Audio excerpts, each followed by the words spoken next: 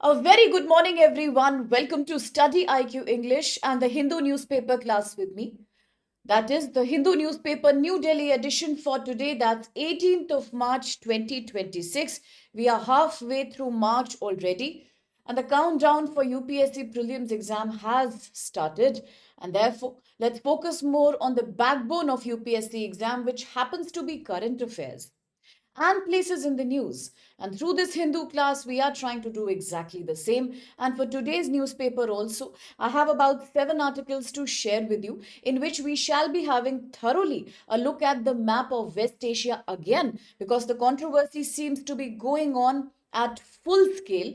At the same time, we are also looking at Afghanistan Pakistan, the new rivalry in which Pakistan is being blamed for having attacked civilian infrastructure, rehabilitation center and hospital in Afghanistan. So we are repeatedly witnessing the breakdown of Geneva Convention, international humanitarian rights. So let's have a look at that with the editorial articles. Here's the QR code for Telegram channel. Many more exciting initiatives to be announced on Telegram. And then here are the 7 articles that we are discussing for today. We will start from editorial page. Editorial page today is diverse.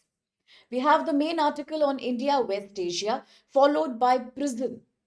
So I shall also tell you about the main committees that were meant to do prison reforms in India. And then we are talking about climate, that is carbon credit plan. Differently between agriculture and industry. All that is page number 8. There was another article in the editorial that spoke of Ladakh issue, but then we have done a detailed discussion about Ladakh, the demand of Ladakhi people to either become a separate state under Schedule 6 of the Constitution or to find themselves some special provision which the government seems to have denied as of now. And now that Mr. Sonam Wangchuk is allegedly out of the prison finally, so it's raising a question once again about National Security Act, preventive detention, articles 20, 21 and 22 of the Constitution. It was repetitive, so I haven't included that exactly. But then let's start with the first article from editorial, India's West Asia reset, more sinned against than sinning. So we are looking at GS paper 2, international relations, India's foreign policy, India's dehyphenation strategy, strategic autonomy towards the battle that's ongoing in West Asia. And before we start breaking this article down, here's welcoming my dear students on board for today's class, which includes Sumed Bulbul, Ashish Kojumba, Sitaram Sharlo, Kavish, Shlok, Yuvraj, Mui, Shakti, Terukula, Santosh, Alchemy, Suraj. All right, no problem, Terukula. Take care of yourself. All the best for your exam. My blessings are always with you. Hari and Bika and Madhav and Ramu is here. Wonderful. Veda is here. Kaizen is here. And Bhavna, Satya, Shakti, Manjappa, and many more students who will join us shortly. So let's start with the first article, Bache. This is page number 8, editorial for you, International Relations. Please focus. India has deepened. What has India done?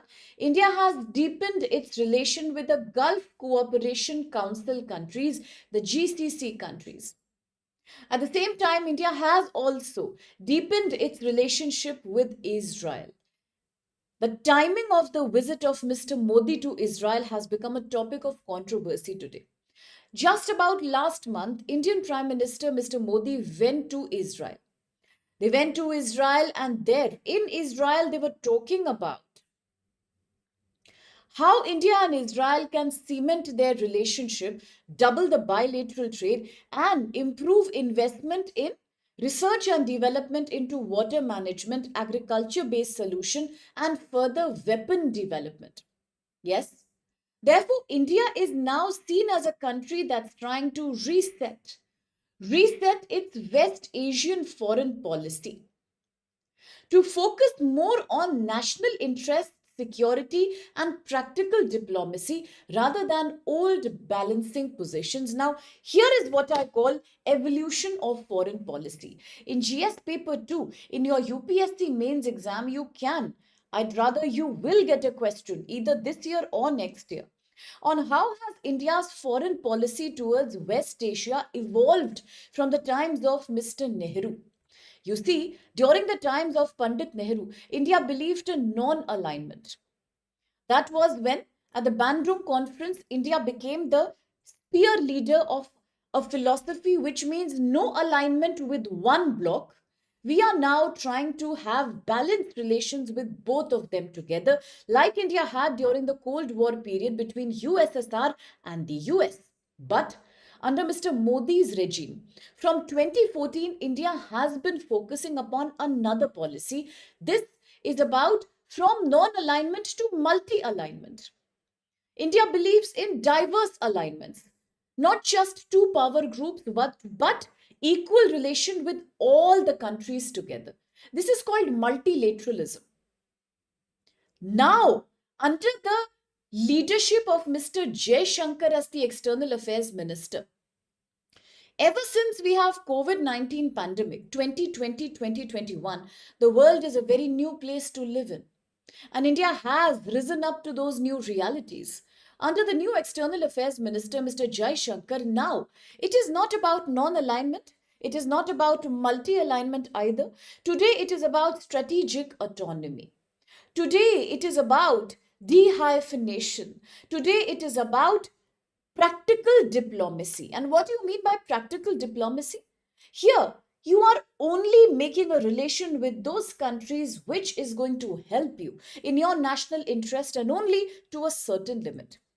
No permanent enemy, no permanent friend. This is the most latest updated version of India's foreign policy. Very good, Shlok. It is about pragmatism. It's about practical diplomacy, where your national interests are predominant, your security is predominant, and other things are not important at all. Can we call this strategic diplomacy? Can we call this strategic autonomy? Yes, we can. At the same time, this has made India into two things. One, it has made India into a swing country. Swing country means a country that takes no side, a country that's swinging from one place to another because it believes in practical diplomacy. A country who has the power to support the liberation of Palestine, a country who has the power to stand with Russia despite the Russia Ukraine war and at the same time support Ukrainian peace efforts. A country that sends humanitarian aid to Palestine and at the same time forges a bilateral relation with Israel. You see, that's India right now. And therefore, India has deepened its ties with the Gulf cooperation countries, plus Israel and many more nations together. What are some key facts here? Look at the trade. The total trade India is doing with the Gulf cooperation countries has touched $160 billion and more. Look at India diaspora. India diaspora is 1 crore people who are living in West Asia. West Asia is a major source of Indian foreign remittance, especially for states like Kerala who have the biggest revenue coming from foreign remittances. Okay, absolutely apex. We can talk about the I2U2 agreement. Absolutely. We must. India, Israel, US, UAE. That's an example of multilateral diplomacy, practical diplomacy. IMEC, another example of that. INSTC, International North-South Transshipment Corridor, another example of that. Very good, Terukula. Good reminded, well reminded. GCC headquarters, Cairo, Egypt. Yes, now look at two more nations here. I think we should look at the map. We must look at the map. So you enjoy the map and focus on what I'm saying. What about two countries called UAE and Oman? Oman, we know, is again a swing country. Oman is a very peaceful nation, oil-rich country. It acts like a mediator. Oman doesn't involve in other people's foreign politics. The other country is UAE. It's right here, at the tip of Persian Gulf. What about both these countries? India has signed a SEPA, Comprehensive Economic Partnership Agreement, with both these countries, UAE and Oman. Definitely, Oman will remind you about Dukum port. It will. Oman will remind you about INS Kaundinya, Tinkai method. Oman will remind you of Strait of Hormuz, the narrow strategic choke point right here between Iran and these two nations, UAE and Oman. And right here is the Persian Gulf. Of course, the map should remind you about the Kharg Island. Of course, the map should remind you of the Quesham Island. These goes without saying. Saudi as well. India has a defense security dialogue with Saudi, but India has a SEPA, Comprehensive Economic Partnership Agreement with UAE and Oman. Now, SEPA is the deepest form of integration between two countries.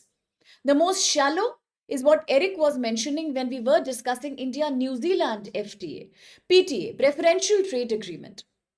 It means tariff reduction on selected commodities. That's the most shallow. Very good, Shlok. The deepest, SEPA, Comprehensive Economic Partnership Agreement, where two countries integrate not just for trade in goods and services, also. They do joint research and development in multiple sectors like defense, healthcare, space, and say other technologies like electronics and semiconductor AI. So that's what India has done with these two countries. And what's the result of that? Today, India has a very strong strategic relation with the entire Gulf area. Very strong relationship with both the countries. And West Asia is now very, very important for India's economy as well as India's energy need. Why economy? Because West Asia provides us foreign remittance. Why India's energy need? Because majority of our crude is imported. India imports 88% of crude oil. India imports more than 67% of LPG, LNG, and where do they come from? All of them come from Hormuz or they come from Bab el Mandeb, and both these you can look at the map here.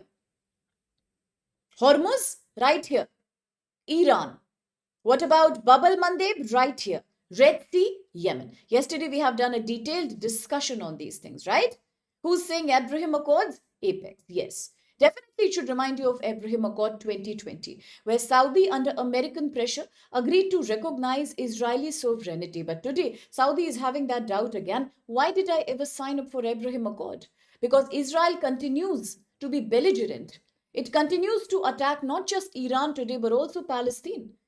It is trying to capture all the territories that were belonging to Palestine under the Oslo Accord and the Camp David Accord. So Israel is belligerent here. And now because Israel doesn't listen and Israel attacks the Muslim world, Palestine, Hamas, Iran, Saudi Arabia is doubtful now. Saudi Arabia doesn't appreciate Abraham Accord at all. Yes? Now coming back to ongoing conflict, yes, the war is going on. Last year we had a 12-day war when US and Israel were selectively attacking nuclear infrastructure of Iran, but this time the war has already expanded up to 2 to 3 weeks and there is no upcoming peace. I'm sorry. Today also in the front page there is a very shocking news. Two key leaders of Iran are again dead. This is the third major death after Mr. Khamenei. Therefore, US is successful in the policy of decapitation, kill the top leaders and ruin the country. Mr. Mujtaba Khamenei is supposedly, now this is not a confirmed news, but that's a rumor in media. He's supposedly undergoing treatment in Russia, Moscow. He's severely injured in the attack that killed his father, Mr. Ayatollah Ali Khamenei. You see, Iran is right now struggling because of ongoing attacks and the war is continuing.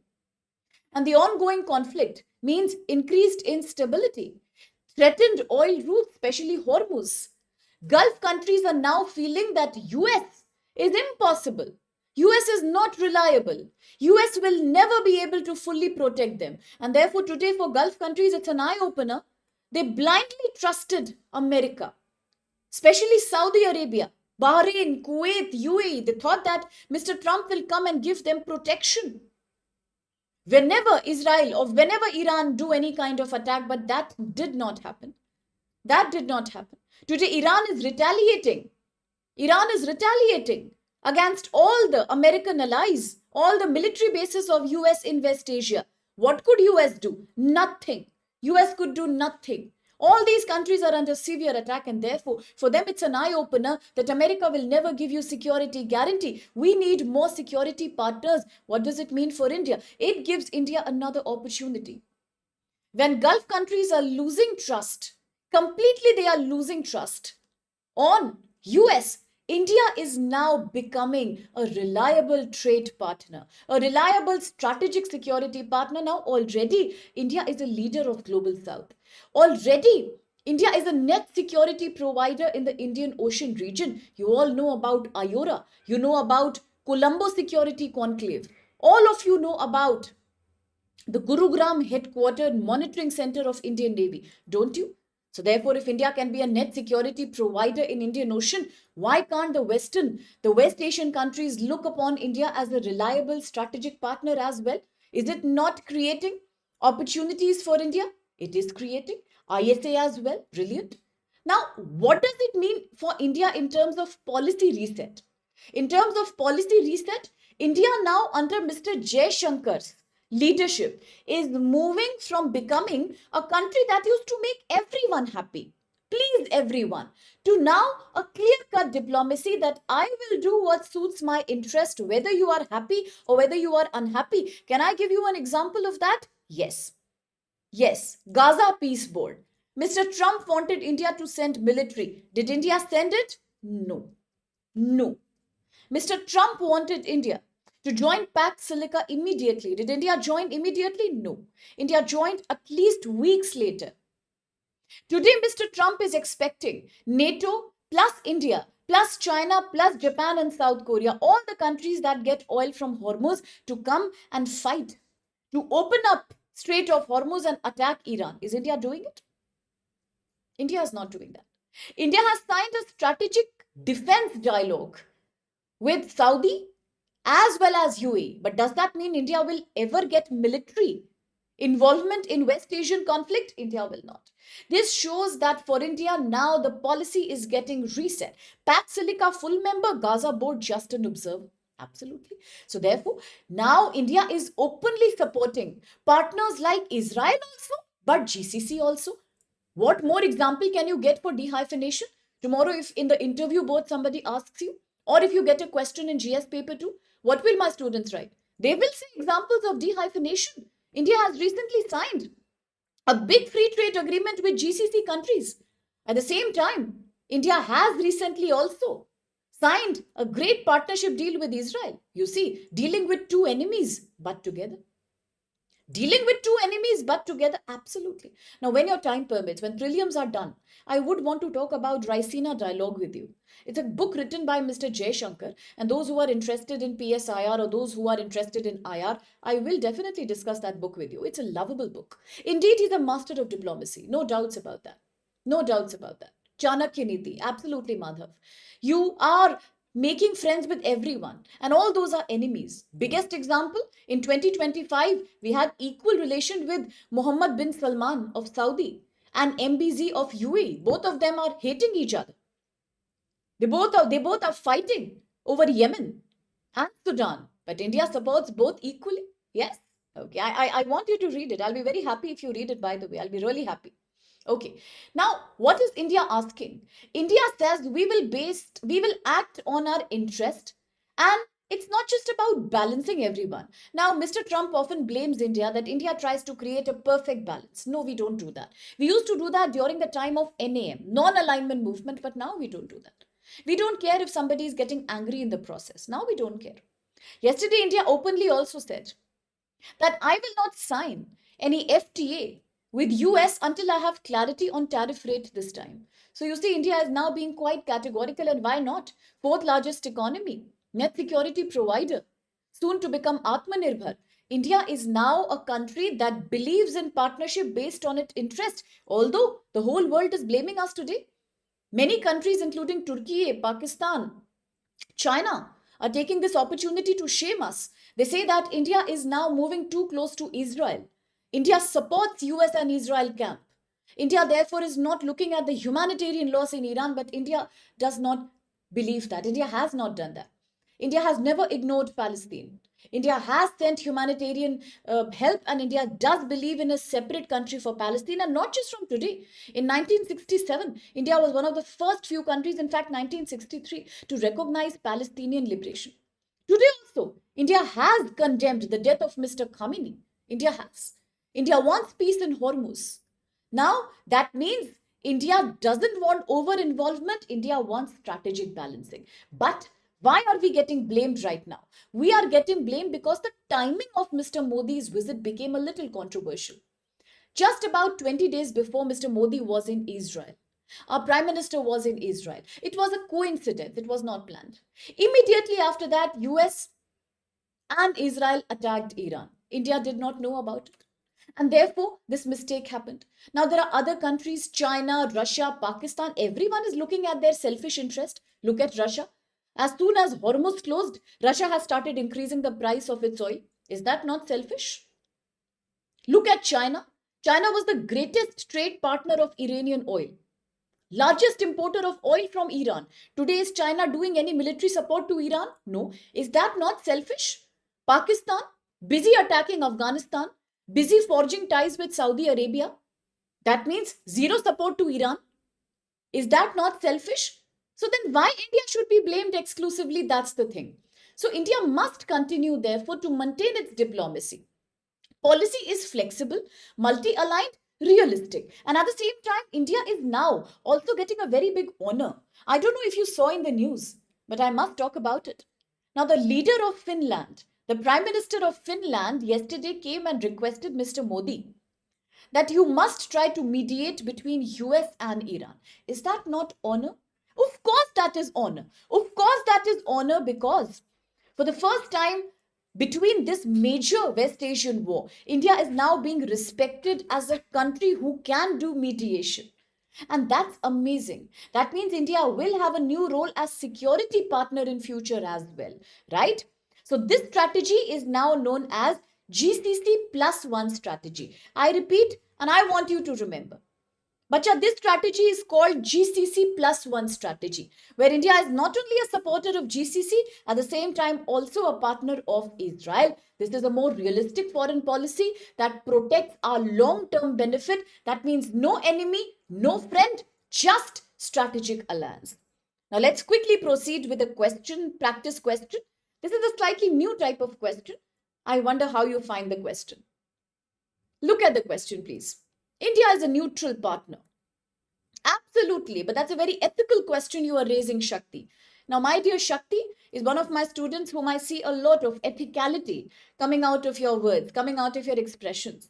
You'll do really well in ethics case studies. Okay. Which of the following best explains the term de-hyphenation in India's West Asian policy? 1. A. Treating Israel and Palestine as a single diplomatic unit. B. Maintaining equal distance from all West Asian countries. 3. Engaging with Israel independently of relations with Palestine. And 4. Avoiding involvement in disruptions of the Strait of Hormuz. Split. Split. I am back to my Mr. Shakuni profile. I am a happy person. Today there is a lot of split in the class. That means the question is a little confusing. I am asking in this question, which of these are best examples of India's de-hyphenation strategy? All these are examples and many of them might be true. But the question is not asking correct, right, wrong, nothing of that sort. It's a very CSAT type of question. It says which of these are best examples, case studies of de-hyphenation. Let's see who initiated the answer. Answer was initiated this time from Shlok, Terukula, Sitaram, Madhav, Sharlok, Sumed, Vikash. Vikash is here. Good morning, dear. And Sumed, Anup, Ramu, Neelchandra, Bhavna, Niharika, Kojumba, Veda, Sitaram, Krishna, Jonah, Ram, Arjun, Shinobi. But there is a lot of split in the class. Justice Nagaratna versus Justice Vishwanathan confusion. Let's quickly see which is the right answer. Good morning, Sushil. Welcome to the class. I think you're a new student. Okay. Okay, so Taithong, should we break it down? Is A correct? The best example of de-hyphenation? First is totally invalid. This is opposite of de-hyphenation. If India starts considering Israel and Palestine as a single diplomatic unit, that means India will have to choose one side. Either Israel is correct or Palestine is correct. Single diplomatic unit means it's one issue which is either right or wrong. Totally wrong. India does not see that as a single diplomatic issue. India sees these as two separate things. India doesn't want to involve here. India supports liberation of Palestine, but India is a great friend of Israel. India is not saying these are two diplomatically one thing. If India believed in that, why would India become an observer in the Gaza Peace Board? Basic common sense, not correct. Second, maintaining equal distance from all West Asian countries. Why? Why is there a distance? Where is India maintaining a distance?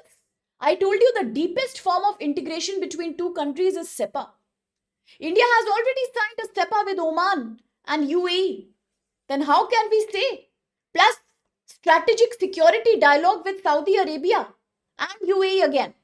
So how can we say India maintains equal distance? No. With some we have a PTA, with some we have a SEPA, with some we have nothing. Not correct. D.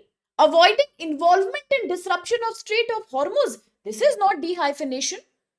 Now, what is Mr. Trump saying? Mr. Trump is saying, please send your military. Why? Because he says, why are you guys so weak?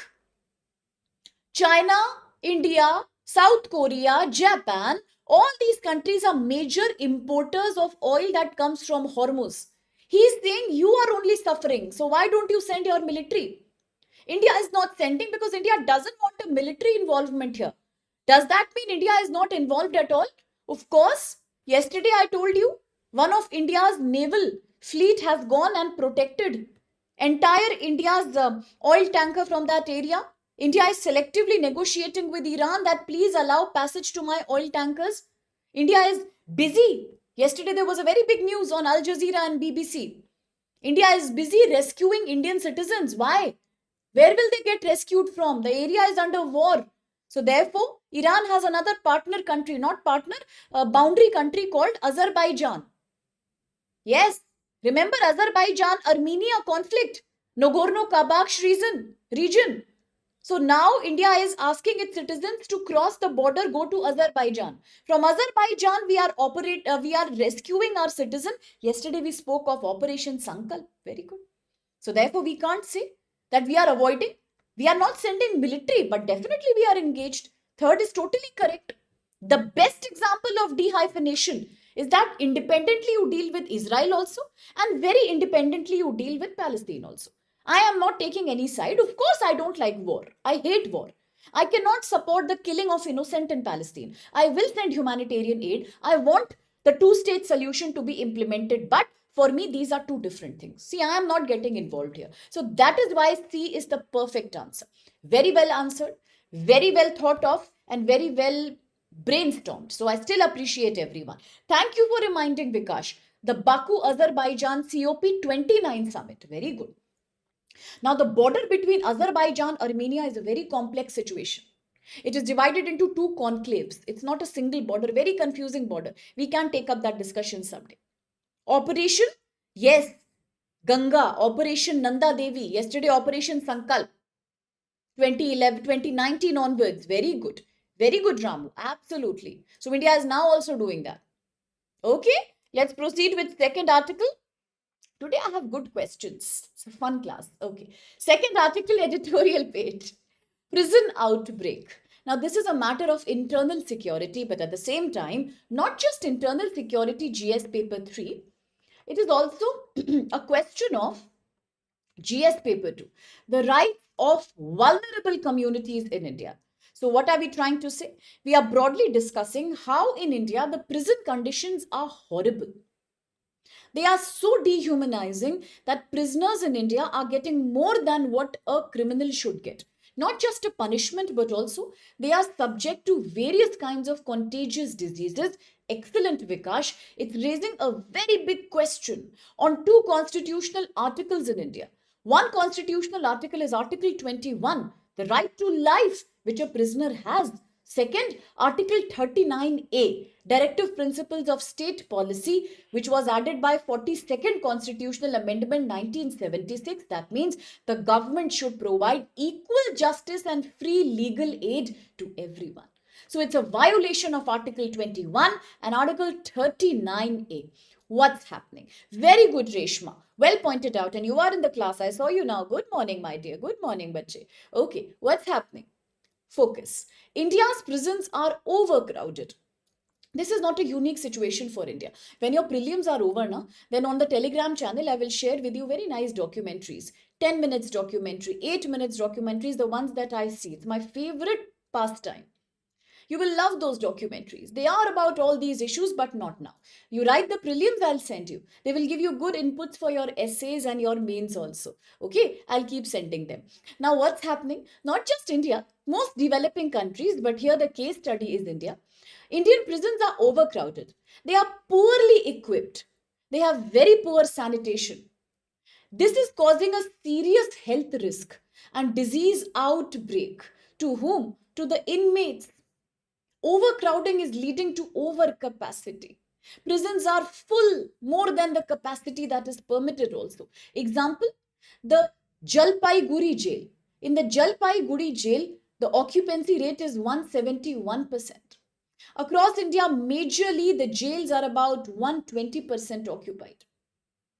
Some jails have 400% occupancy. Can you imagine, Bache, what I'm saying right now? Can you imagine if you try to feel these words? 140, nahi, 400% occupancy. Can you imagine the density of prisoners? What will it result in? Poor hygiene, of course. No isolation space. Easy spread of disease. Diseases like HIV/AIDS. Diseases like HSV, herpes virus. Deaths are getting reported because of that. Tuberculosis, TB, it's 5 times more common in jail as compared to general population.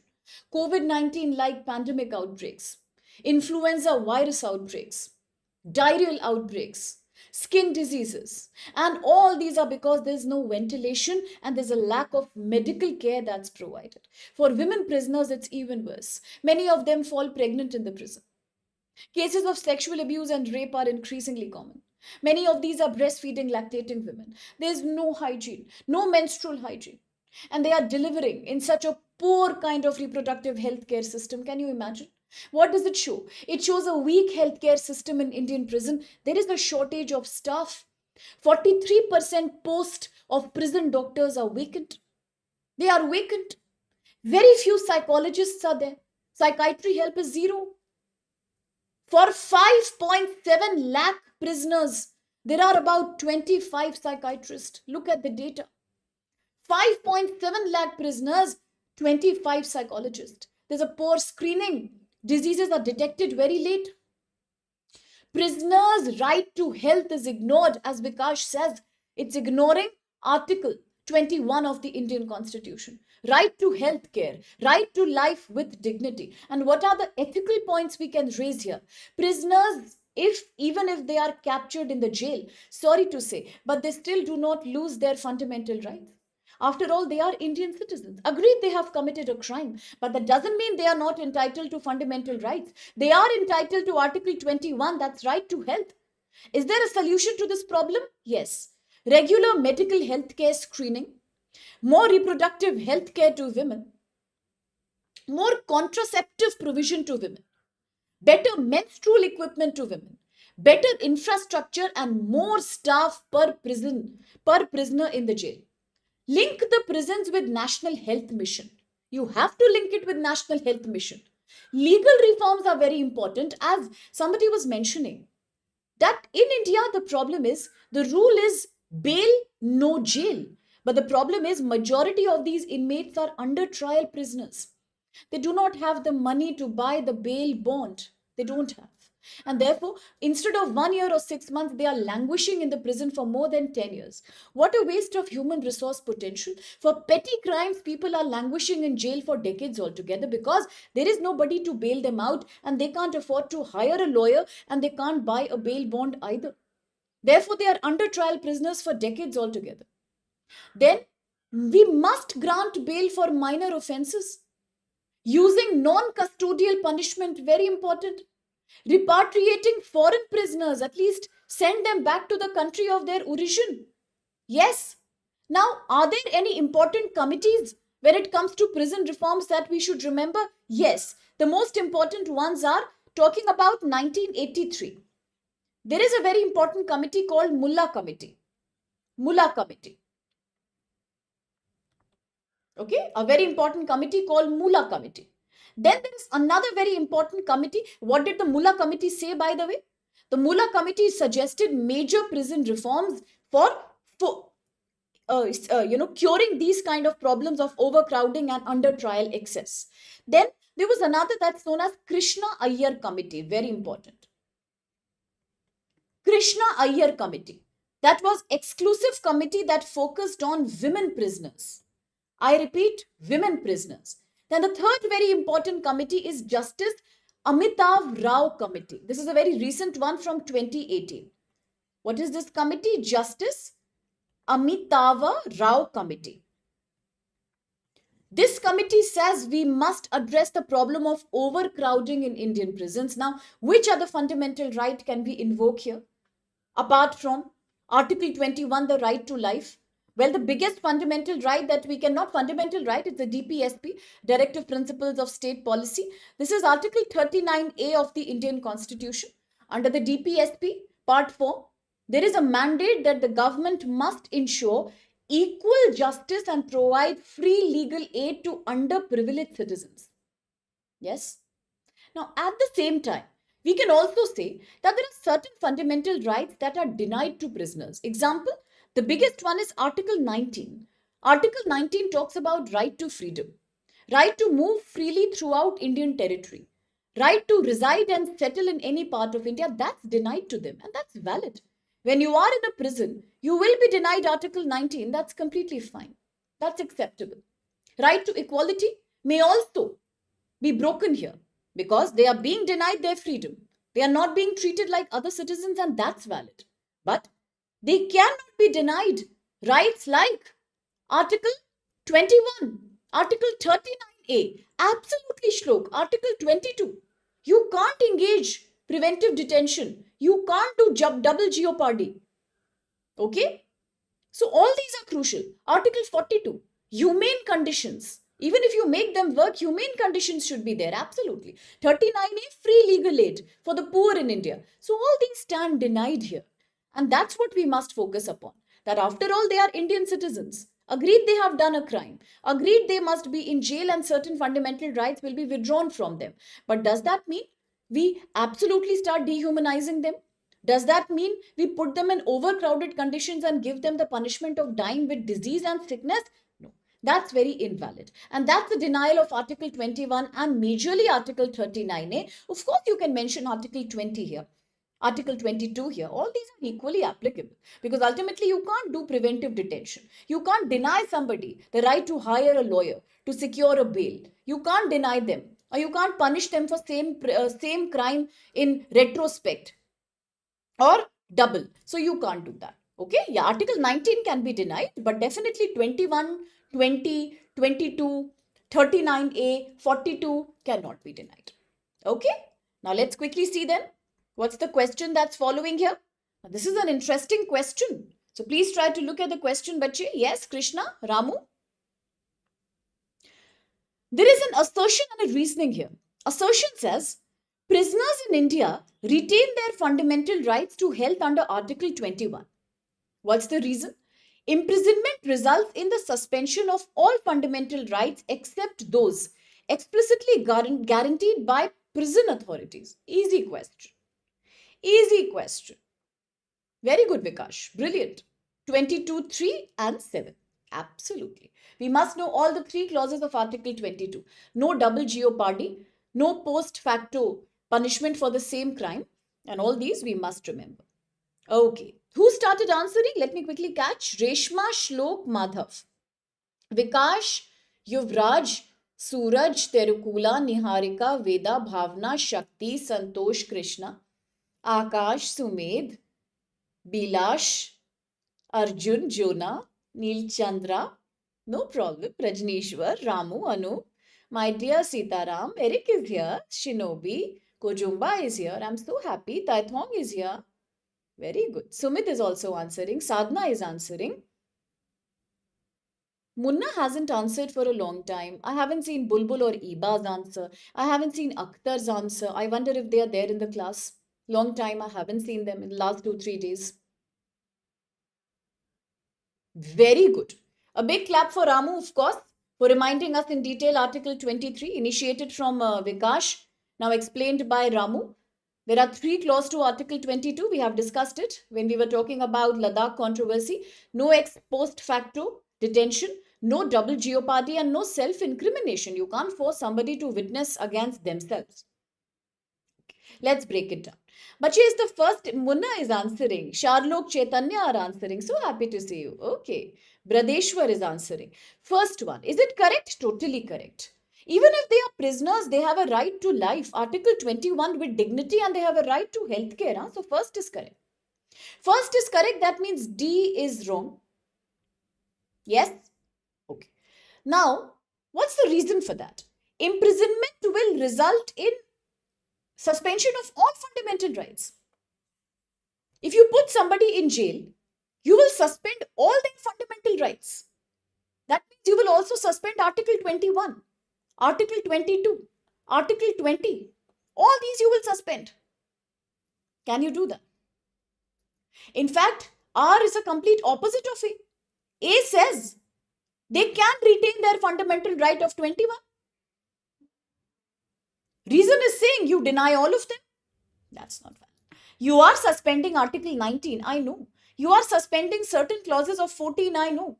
You might be suspending some other also, I know. But then you can't suspend 21. You can't do that. So therefore, A is correct, R is false, making C the right answer. Okay. Prison will allow, but what does it say? It says except those explicitly, clearly. That means all your fundamental rights are denied except selectively those that will be decided by prison authorities. Now, who are prison authorities to decide that? Constitution decides that. Constitution decides that. Under Article 32 and 226, all the fundamental rights are guaranteed to every Indian citizen, and that too by our constitution. These are constitutional provisions. No authority, not even prison authority, has a right to dismantle them. Until, of course, some of them, like 19, automatically gets eliminated because you are a captured person now. But does that mean even 21 is not there, or we don't even do it to enemy aliens, let alone to our citizens? Okay? All right? Ramu, Article 19, 1A, freedom of speech. In a way, yes. In a way, no. Because naturally, when you are under prison, you are not allowed to come and make public statements. You are under custody and watch. So practically it gets suspended, but ideally it should not be suspended. That's an ethical issue again. Yes? All right. So it is judiciary who will take a call here based on constitution. Very good question. Very ethical question. Psychopaths, serial killers, in that case then, they are also sometimes denied Article 21 then. They are kept in isolation cells. They are not allowed to talk to anybody. They are not given any work. Now also, as we are talking about all these articles, why are we forgetting Article 41? What is Article 41, bache? Right to find job, right to have employment. Prisoners also have. They are given employment. Majority of products in the cottage and handloom industry are made by prisoners. That is also there. But if you are a psychopath, if you have done extreme amount of crime, then after all, they are secluded. Sometimes they also undergo medical treatment. Sometimes they are shifted to medical asylums. All these things are there.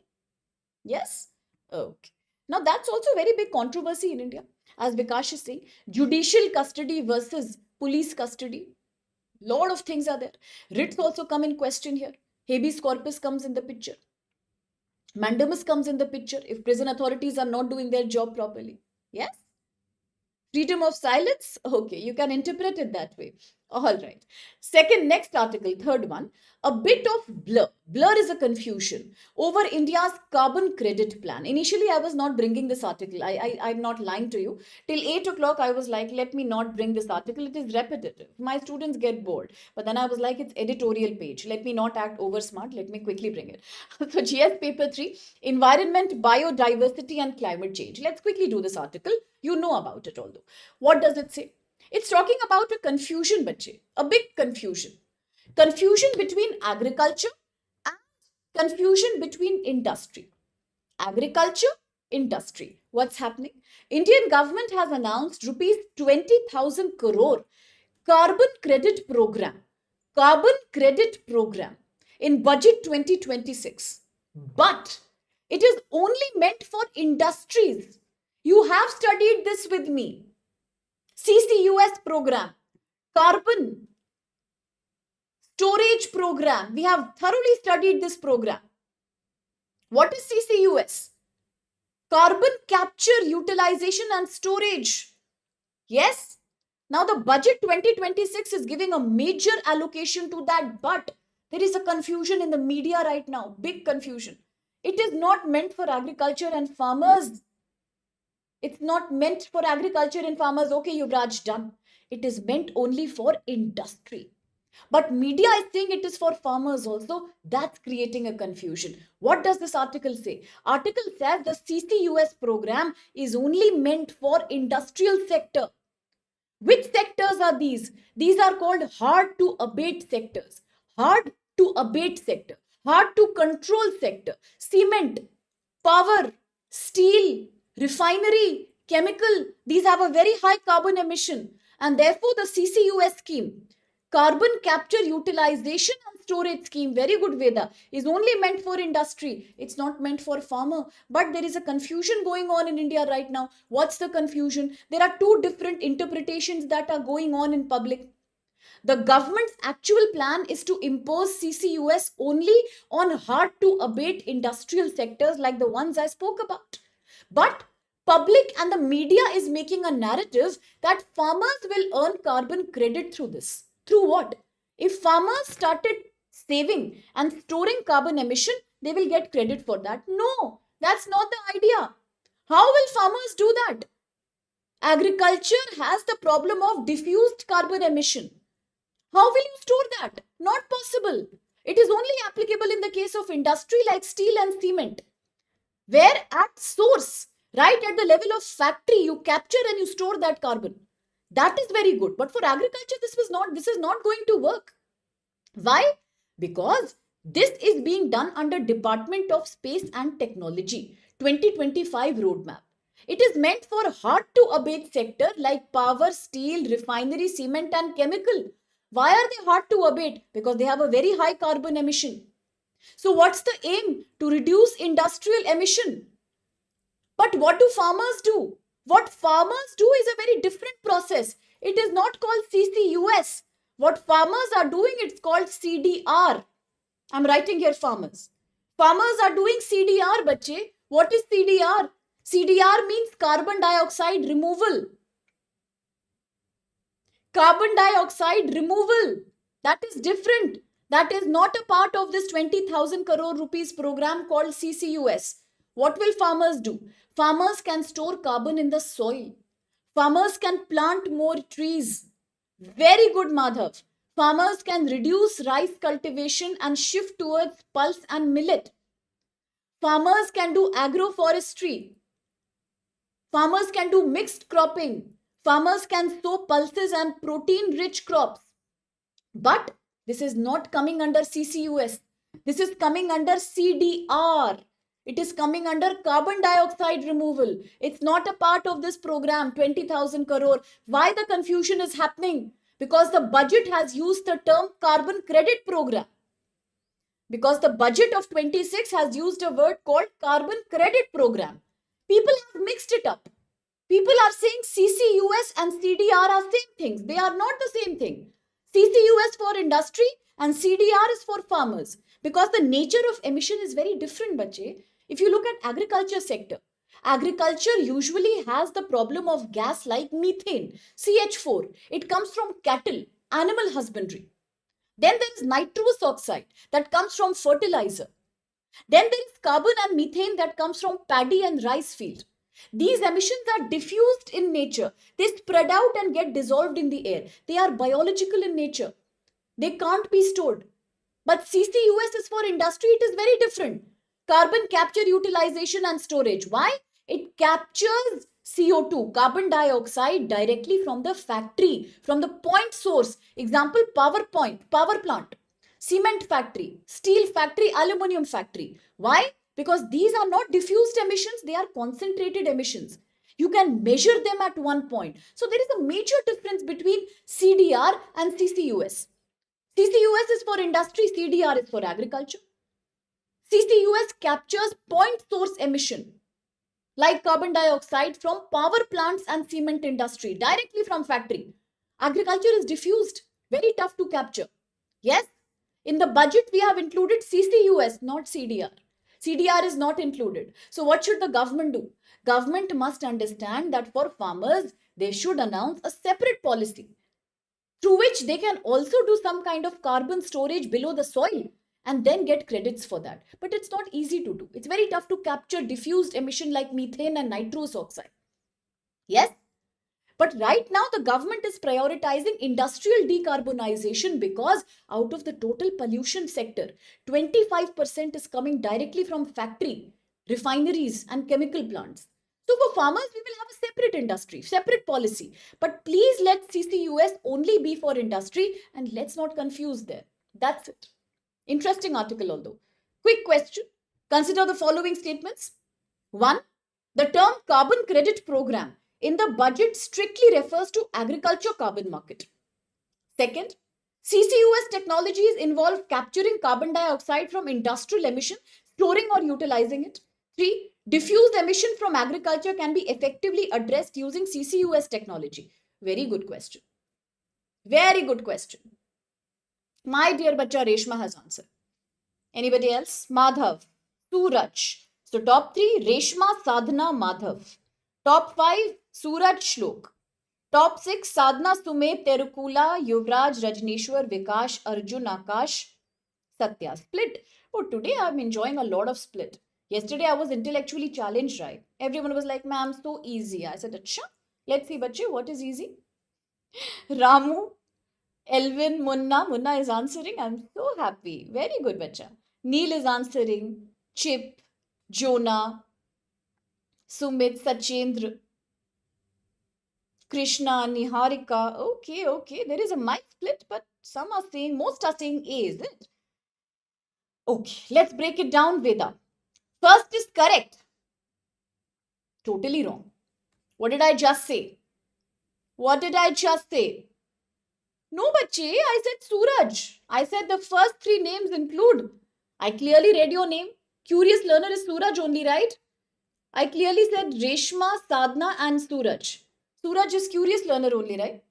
I have remembered your name now. I don't say curious learner. But is that not your name? Confirm? You were among the first 3 to answer, bacha. I said that. Didn't I? I did. Okay. What about the first one? Does carbon credit program refers to agriculture carbon market? Absolutely wrong. Opposite is the truth. It only refers to industry. Oh, not Suraj? Apologies, curious learner. Apologies. Then what's your name? Can I quickly know your name? I'm so sorry. That's my bad. I'm apologetic. I really confused for your name. Now I'll just use the code name curious separately. Okay? I got confused. I am sorry. I'm really sorry, my dear. Sorry, bache. Now I'll remember. Okay? I'll say it separately. Second one. CCUS is about Shivani is the name. Beautiful name. Thank you for telling me. No, Shlok, don't do that. That's very naughty. I will not say that again now. I'll now say Shivani. Great. Okay. CCUS technologies involve capturing carbon for industrial emission storing or using it. Totally correct. Third one. Diffuse emissions for agriculture. Yes, agricultural emissions are diffuse. Nitrous oxide from cattle. Methane from rice and paddy. Wrong. So therefore, what's the right answer? A. Only 2 is correct. Both of the others are wrong. Can I give a big round of applause? Yes, because majority is correct and it's a tough question. So very well answered. Very well answered. Yes? Clear, everyone? Rajneshwar, Shlok? Clear? Yes, Satya? Shinobi? Shivani? Madhav? Urupam? Everyone? Well done then. A is the right answer because both were wrong, but very well tried, very well attempted. I am happy. Well done. Well done, Terukula. Okay. No, I am not planning any such re-christening. Not at all. Shivani, it's fine. Shivani, it's fine. Some of my bachas are really naughty at leg pulling. Don't feel bad. It's just a part of fun. Okay. Quickly, the next article. What repetition, bache? You want me to repeat? Okay. Then quickly, let's have a look once again. Second is correct. That is the meaning of CCUS. Isn't it? It is, right? First cannot be correct. It's not meant for agriculture. For agriculture, we have carbon storage. Third is also wrong. You can't use CCUS for agriculture. Why? Why? Because it is diffuse emission. Okay? All right. Quickly, the next article, please focus. BRICS. We are talking about BRICS. Yes, the same organization which was planning for de-dollarization. And in 2026, India is the country that's now hosting the BRICS. And therefore, for India, it's a very big challenge. Why? Because it is happening at a time when two key BRIC members are a part of the West Asian war. At the same time, it's happening at a time where majority countries like Russia and China, they are planning for de-dollarization. Already I told you, China is the largest importer of Russian crude oil. And it is dealing in yuan. They are dealing in their bilateral currency, not dollar. They are trying to break the domination of petrodollar. But what did India do? India has a more balanced strategy. India says no. I am not planning to go for direct de-dollarization, but yes, of course, India wants more transparency when it comes to the entire oil trade that's at the global level. Petro yuan. Yes. Yes, very, very good. Very good, Vikash. Terukula, I hope it was clear, Bacha, to you, the third statement. If not, I'll again come to it after this class. Do confirm. Okay? All right. Quickly, let's do the article. What is going on? Now, India will do the BRICS summit. Yes, but today is a time when the entire BRICS countries are focusing on science, technology, and innovation. We call this STI cooperation. Science, technology, innovation. Why? Because the BRICS countries even today are facing challenges like a weak coordination. They are facing problems like low funding, and they are also experiencing uneven capacity. Uneven capacity. So what is the BRICS trying to do? What do you mean by BRICS? Brazil, Russia, India, China, South Africa are the core members, and now we have other members also who are a part of this. Reshma has summarized all of that beautifully. But what's the aim? One, to stop America or Western countries' domination. Second, to create a multipolar world, to reduce US domination in terms of dollar, petrodollar, or in terms of, say, tariff and trade policy. To strengthen cooperation today in economy, technology, and development. So now the focus of BRICS has changed. It's shifting towards science, technology, innovation, which I'm calling as STI. STI. Why is STI so important? Because global science is booming. Now, AI and large language models and AI chip fabrication are determining the future of the world. Majority of countries like US and China are using technology in order to challenge their enemies. Look at war itself. Can't you see the example of war? From Azerbaijan, Armenia to Russia, Ukraine, we have seen one thing. Today, technology dominates the war. If countries like Israel and US are boasting of very sophisticated missile interceptor systems like Patriot, third, then it is countries like Iran which are experimenting with Sejil missile, dancing missile, solid fuel proponent missiles. Now a time has come where technology and tariffs are being used to fight the wars. All of these are controlled by powerful nations together. So, what should BRICS do? BRICS must coordinate with members by sharing technology, sharing AI, reduce dependence on the West, and create self reliance. What has BRICS done for improving the STI cooperation? Sejil Missile 2, Sejil 2, yesterday Terukula had confirmed Sejil 2. That's the one I'm talking about. Absolutely, it's imperialism. What's BRICS doing? What are we doing here? 2015, there was an agreement which made STI, Science, Technology, Innovation, as the core pillar of BRICS. From 2017, every year there is an annual meeting of science ministers of the BRICS countries. What are the key areas of cooperation? The top three: AI, biotechnology, climate technology, ultimately also space cooperation, and supercomputing. Supercomputing. What are the new initiatives? BRICS Technology Transfer Center, TTC. BRICS Technology Transfer Center. iBRICS Innovation Platform. iBRICS Innovation Platform. AI was declared a major priority in 2025. Plus, as Reshma confirmed, BRICS is now expanding. There are new members: Saudi Arabia, West Asia; UAE, West Asia; Iran, very much a part of the war, West Asia; Egypt. What's the aim? To strengthen global South cooperation against, as Terukula said, the imperial ideology of global North. But there are problems within BRICS. Biggest problem: lack of coordination. Unfortunately, BRICS is not a permanent body. Leadership is rotating annually. That means there is a weak continuity of decisions that are taken. There is a very less R&D expenditure, except China and South Korea. There is no country that is spending much on research and development. In India, we are spending less than 2%.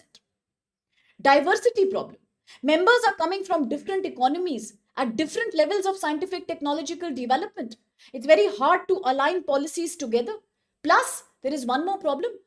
In BRICS, the key member is China. And China is still torturing other BRICS members when it comes to monopolizing rare earth element and critical minerals technology and API, pharmaceutical inputs. China is not sharing technology as promised as a part of BRICS. Very good shlok. India research and development expenditure 0.66% of GDP. Very, very low as compared to other BRIC members. Plus, China is still monopolizing. China is not sharing technology, whether it's pharmaceutical raw material, whether it's critical minerals. That means there is a diversity and there is a disengagement within BRICS also.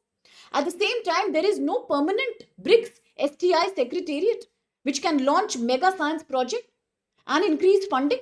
We must learn from a program that comes from European Union. That's called Horizon Program.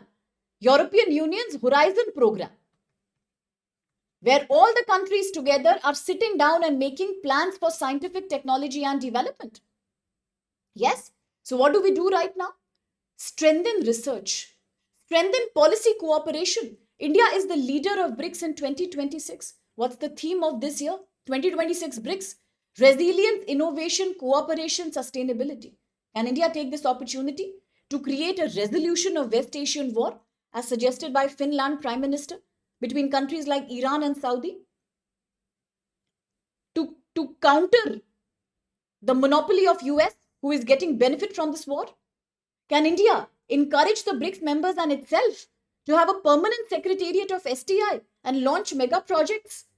Can India actually strengthen the global South-South collaboration?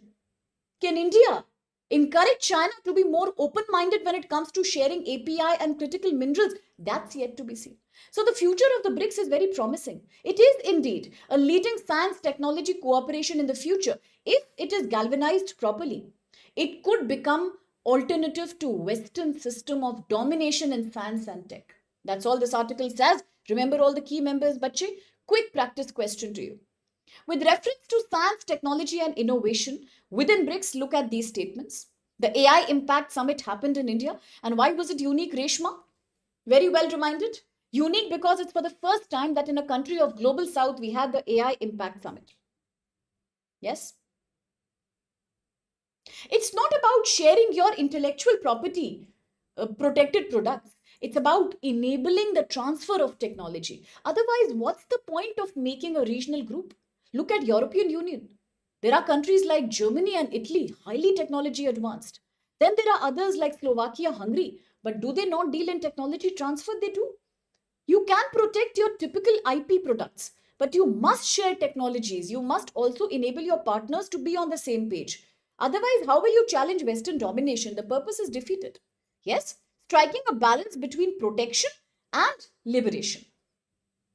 Galgotia controversy happened. Absolutely. One, the BRICS STI has evolved from basic research, collaboration, to include innovation, technology transfer, and commercialization. Second, the BRICS Technology Transfer Center has successfully enabled large-scale commercialization of technologies across all member countries. 3. Expansion of BRICS has ensured uniform participation and equal scientific capacity among all the members. And 4. Absence of a permanent institutional setup like STI is identified as the limitation in achieving long-term coordination. So which of these are valid? Second and third are totally wrong, making B the right answer. 1 and 4 are correct. I don't think there is any split, so big rounds of applause. And who was the one who initiated the answer? Terukula Reshma, Vikash Sitaram Madhav, Shlok Reshma, Apex Sadhana, Munna Rajnishwar, Tumbi, Shinobi, Munna, Pushpa, Niharika, Shivani, Chip. Well done. Arjun, Sharlok, great. Where is the split? I can't see any split. Ah, there is a split. Oh, there is a split actually. Some people are saying D is also right. Yes. Sachin, Anup, Eric, Kojumba, everyone has said B, but some said D also. Oh, it is same only. Oh my goodness. That's why I'm saying what kind of split is that? Everybody is correct. I'm so sorry. Both of them are same only. So both are valid. You can say B also, you can say D also. My bad. Typo error. I'm sorry. Grace marks for the option. Correct. Well done. Oh, come on, Lokesh. Lokesh and Shlok will not leave this opportunity. Good morning, good morning. Of course, I am awake. It's a typo error. Don't blame me for technological errors. The tablet is already North Korean. It's working. That's a big thing. Okay. All right. Very good. That's correct. Is that fine? All right. So, well answered. Somebody has a doubt? Yuvraj, please tell me what's the doubt, bache. Can I help you with the doubt? Do let me know what's your doubt. B and D? Precisely 1 and 4 statements are valid. Second, third are not correct. See, we are complaining, right? That we don't have a permanent secretariat for STI. We should have that. If you have a permanent secretariat for science, technology, innovation, you can launch mega products, mega projects from them. Now, if you don't have, then what happens? Every year, new leader comes. Today, it's India. Again, sometime it will be Brazil. And again, it will be South Africa. So today, one country takes an initiative. Next time, another country defaults on that. Okay? Clear? Great. Let's proceed then with a very interesting article. And this is a combination of 2 articles. This is a combo of 2 articles. Combination of no more discussion on me and my intellectual capacity. Please shift the focus and travel to Iran immediately. Okay. This is a combo of 2 articles. Your favorite topic, GS paper 2, International Relations, Foreign Policy. The 2 articles are, one is the front page article, and this is a shocking article. It's a shocking article. It says Iran's security chief, Ali Larijani, has been killed. Now look at what's going on, bache.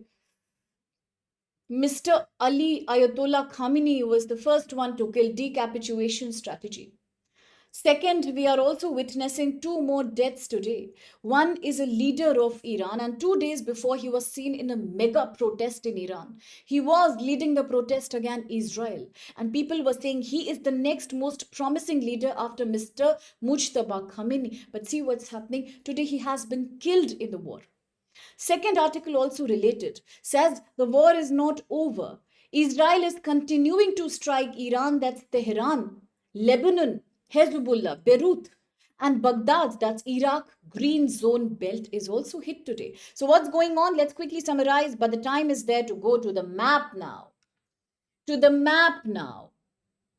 Okay. All right.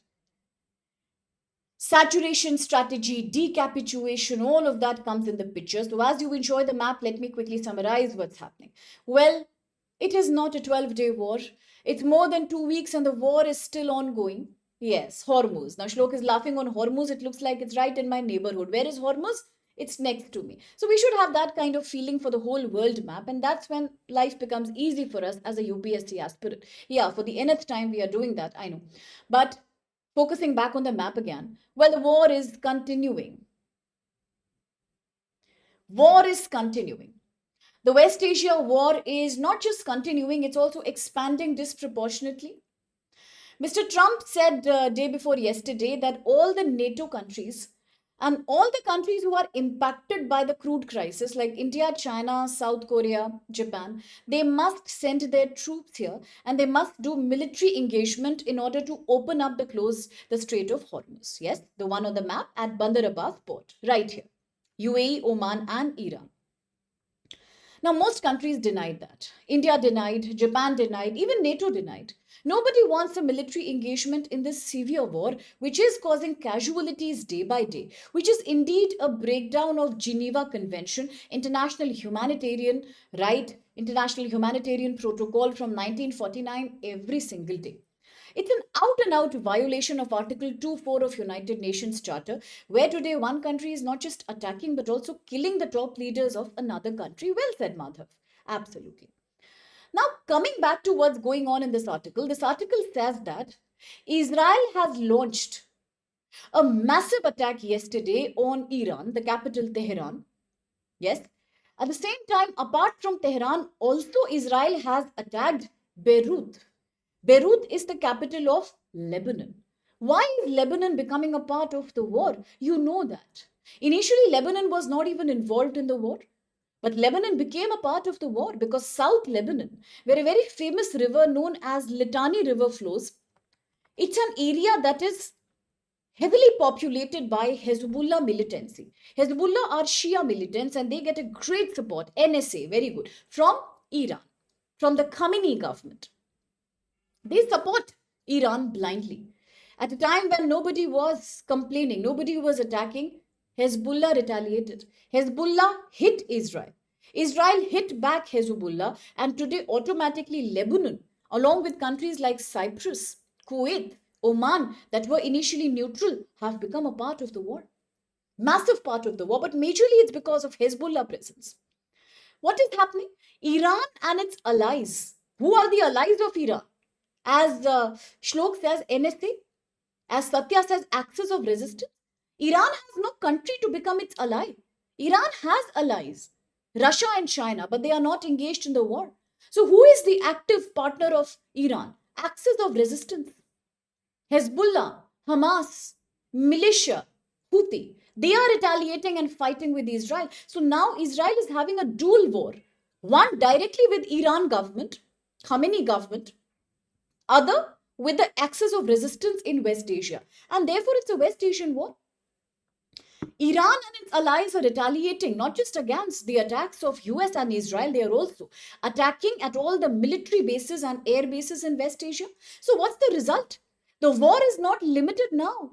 The war is a regional and a global conflict. More and more countries are getting engaged every day. Lebanon, Hezbollah is a part of the war. Because of Israeli strike in Lebanon, 10 lakh people are already displaced, bache. 10 lakh people are displaced. What about Iraq? Iraq has seen a situation where America has supported the Kurdish militants, Kurdish fighters, both in Iraq and Syria. Today, America is once again financing them and telling them to drive away these axes of resistance. In Iraq, it is called the militia. Militias are also retaliating by conducting heavy attacks on US embassy in Iraq. Drone strikes and violence is increasing every day, and the region is becoming like a multiple battlefield. Yes, Kurdish is the largest community without a nationality, largest ethnic group, majorly found in Turkey. And that's why the Turkish government has captured since 1999 its main leader, Abdullah Öcalan. We have spoken about it. It's a multi-state NSA, Kurdish, not just in Turkey, but you will see that in Iraq and Syria as well. Yes. Now what's happening? There is a targeting of top leaders here. Israel is using a strategy which Vikash was talking about last week, decapitulation strategy. Israel believes in hitting at the top and crumbling the structure, although Israel is not successful as such. But Israel is doing that. Example, Mr. Khamenei's death to start with. Second, after Mr. Khamenei, today Ali Larjani is dead. He's a top Iranian leader. Next, Mr. Ghulam Reza Soleimani. Ghulam Reza Soleimani. He's a senior commander in Iran. He also died. Yes. So what's happening? The war is only escalating and Iran is saying we will revenge all these deaths. Yes. What is the result now? The impact means there is a leadership vacuum in Iran. See, the more there is a lack of leadership, the more Iran will depend on NSA, an axis of resistance, and the more the war will spread across the region. The more it will attract proxy warriors like US. Tomorrow, perhaps Russia or China as well. What about humanitarian crisis? Terrible. Hundreds are killed. Millions are getting displaced. Countries like Azerbaijan are already closing their borders with Iran. No country wants extra refugee to come now because they are saturated with refugees and displaced people. Civilian areas are being hit. Like US attacked the primary girls' school in southern Iran. And US attacked which island? The arrow that's right here below Bandar Abbas, Queshum Island, the biggest desalinization plant. Yesterday, Mr. Trump said, for fun, I'm going to attack Kharg Island. The war is not over. Global oil trade routes are all getting impacted. Civilians are being hit. Economies like India, China, Japan, South Korea that are dependent on Strait of Hormuz for their key oil supply, 30% of entire crude supply across the world, are getting severely impacted. Oil prices are rising. Yesterday, we also read about how farmers are experiencing shortage of fertilizer. There is no there is no raw material available for fertilizer. It will create a massive food security and food inflation next year in 2027. That's going to be the side effect of this war. It will lead to market crash and economic instability, massive unemployment.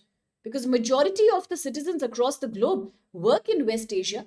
When they are losing their jobs and they are migrating back to their nations, there will be an employment crisis too. We have seen political instability. Madagascar, Bangladesh, Nepal, Iran. Today we may see that in many more countries. And how is it important for us? Why? Because regional conflict is becoming a global conflict. There is a massive role of proxy players like US, Russia, China, Israel. And West Asia is a crucial supplier of energy security. But the conflict, look at how it's migrating. Local war. Now, can you imagine? Focus 1 second, Bacha, how interesting that was. It all started with internal protest in Iran, local war. Slowly, it became bilateral war, US versus Iran. It became trilateral war, Israel, US versus Iran, and now it's a global war. It's a West Asian war and now a global war. Absolutely. They will not release those, Lokesh, but also they are saying the kind of damage these files will do to US leadership. It will be unparalleled. It will be more than the damage that the war itself could do alone. So it will definitely be an image denting for US leadership. But right now, everyone is too busy in the war. In fact, there was another very interesting news in yesterday. I thought I'll make a video on that today, but since there is no more information, I cancelled my plan and I shifted the topic.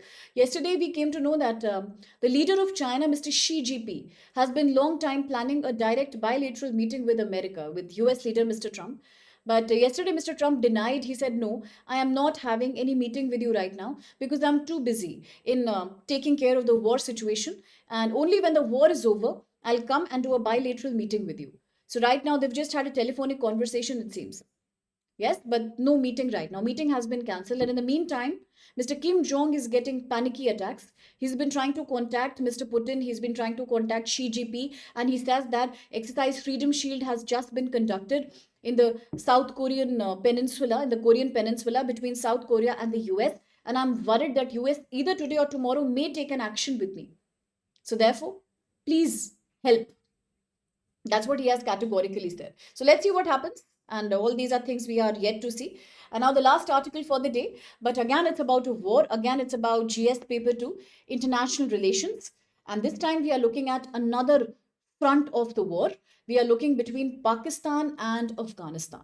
You all know the reason why both the countries are having a fight right now. We have discussed this before. We know that Afghanistan-Pakistan conflict is intensifying with deadly airstrikes, leading to heavy civilian casualties and rising regional instability. Yesterday, what was the trigger, bache? Yesterday, there was a major airstrike done by Pakistan. Where? Afghanistan Drug Rehabilitation Hospital. This is not nice. This is, as Vikash says, a breakdown of international humanitarian law. It's a breakdown of Geneva Convention. You should not attack civilians, especially hospitals and schools should be prohibited. But yesterday the airstrike in Kabul has killed 400 people and all these are patients. They were in a rehabilitation drug hospital in Kabul. That's very sad. That's very sad. Psychologically ill people. 400 were killed. 100 more were injured right now. Pakistan has done the attack, but Pakistan denies targeting civilians. It says, I was not targeting any civilians, but this shows that the war is again going to assume serious proportions, and it's a dangerous thing for India as well. Why dangerous thing for India? Because all this is happening in India's neighborhood. Not just the refugee crisis per se, but then India has promised a lot of reconstruction support to Taliban in Afghanistan. India has invested thousands of dollars in projects like Kabul Dam, Salma Dam, Shehtoot Dam. All these are in Afghanistan. Plus agriculture in Afghanistan, education schemes in Afghanistan, and all that is going to get dismantled now. It's an economic loss. Plus, there are Indians who are living there. It's again a loss of human capital as well. So for India, it has a major concern because Pakistan will find support in China today or tomorrow. Pakistan will seek American support today or tomorrow. Right now, US is too busy in thinking of minor wars. But you never know. China is free, and China may start focusing and use this as a proxy war by supplying cheaper weapons. US may supply cheap weapons. Will it be safe for India? Definitely not. Definitely not. Because India is also sandwiched between these two enemies. It was very recent actually. 2020 was the Galwan Valley clash.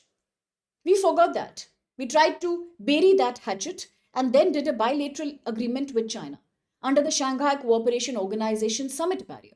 But this year in 2025, last year, sorry, Pakistan again started claiming the Shaksgam Valley. China started claiming. And Pakistan said China is correct because I was the one who gifted it to China. How can Pakistan gift India's territory to China? You see, already the border with China is not clear. Already there is a issue between India Pakistan, boundary issue again. Indus River sharing issue is going on. Amid this, if there is a war in Pakistan, it might create a lot of spillover for India. This is the hotbed, Pakistan Afghanistan border, which is a fertile area for maximum NSAs in the world. Lashkar-e-Taiba, Jaish-e-Mohammed, affiliates of ISIS, Tariq-e-Taliban Pakistan. And from here, there is always a crisis of terror influx in Kashmir. And that's why India is very cautious right now. But what is the reason behind this sudden war between Afghanistan and Pakistan? Now, on a very valid point, there are three main reasons that are responsible. One and the biggest is the Durand Line. Durand Line, created at the time of British India, is a line that Pakistan identifies as a boundary between itself and Afghanistan, but Taliban doesn't recognize. Taliban doesn't recognize the Durand Line. Sorry. It says no. That's not the boundary. Taliban says Pakistan keeps attacking Afghani and Baloch refugees, and there is a massive ethnic crisis that is being faced by Afghani Balochi people within Pakistan. Right? So that's one thing. Second thing, Pakistan is extremely conscious of the fact that India has included Afghanistan as a part of IMEC, International Middle Eastern, India, Middle East, Europe Economic Corridor. India has surpassed Pakistan and had a direct link with Afghanistan into then Iran and Central Asia. Whether it's INSTC, whether it's IMEC, Pakistan is worried about that. Pakistan is also worried how India and Afghanistan are allies. Afghanistan is very pro-India. Yes, Pakistan can't tolerate that. So Pakistan often keeps giving an excuse in the form of TTP, a terror group called Tariq-e-Taliban Pakistan. Pakistan says Afghanistan finances TTP and that TTP carries terrorism in Pakistan. And therefore, we are not attacking Afghanistan, we are killing TTP. That's an excuse given by Pakistan. But what is happening right now is cross-border firing, airstrike, no ceasefire despite global request. Pakistan is using excuse of NSA, TTP. But we know this is not the main cause of tension. The main cause is Pakistani insecurity against India's pro-attitude towards Afghanistan. But the civilian impact is major. Death, injuries, hospitals, schools, rehab centers getting targeted, humanitarian crisis. What's the strategic angle? The biggest thing that happened yesterday is that there is a camp that is located very near Kabul. Here is Kabul and the camp is near Kabul. What's the name of that camp? It's called Phoenix Camp. I repeat, Phoenix Camp. It's called Phoenix Camp. What is the Phoenix Camp all about?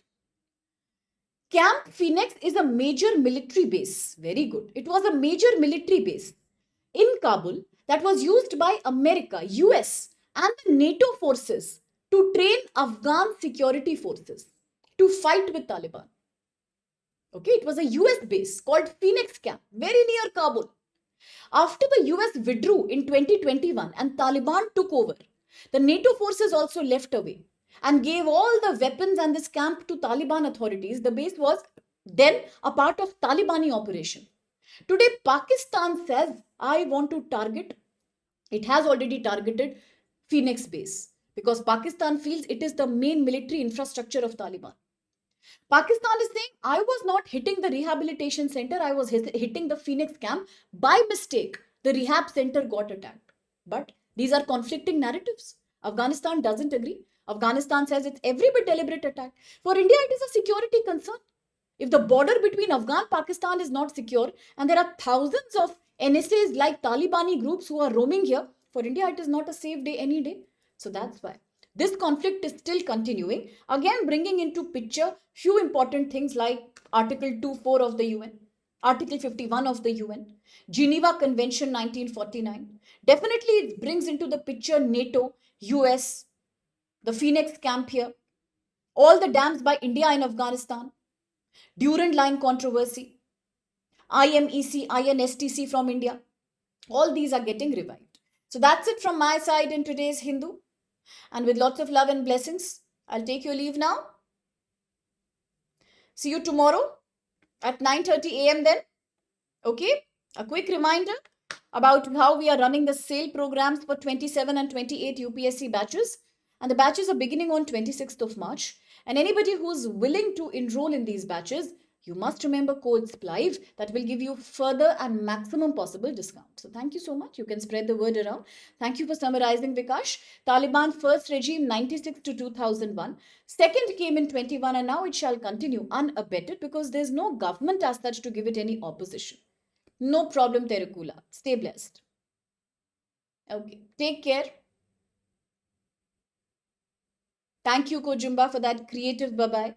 All right. God bless you. I'll see you tomorrow, bache. Take care of yourself, work hard, and don't take any kind of stress. Bye-bye.